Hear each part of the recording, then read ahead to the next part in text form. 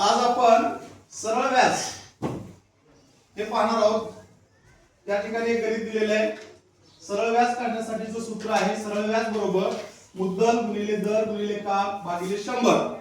तर आता हे गणित या ठिकाणी काजल कशा पद्धतीने सोडून दाखवते ते आपण बघूया। स्टार्ट। इथं बरोबरचं चिन्ह बरोबर द्यायचं, इथं रेष मारायची। सरळ व्याजाचं सूत्र आहे मुद्दल गुणिले दर गुणिले काळ। मुद्दल आहे 6000। खाली खाली हां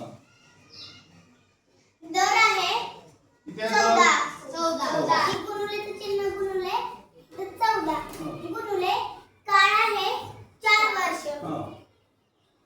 आता ह्याला 100 ने भागायचं। Very good. आता 100 भागलं इथलं 2 शून्य कट झालं म्हणजे इथलं पण शून्य कट झालं।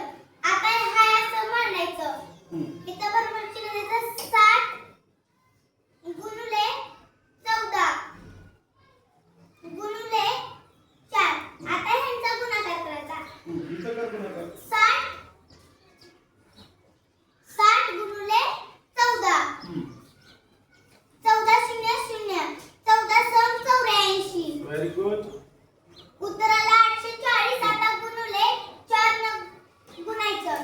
4 शून्य शून्य 4 चौक 16 हा 4 हा 4 1 8 चौक 32 32 ने 33। तर आपलं उत्तर आलेलं आहे 3360।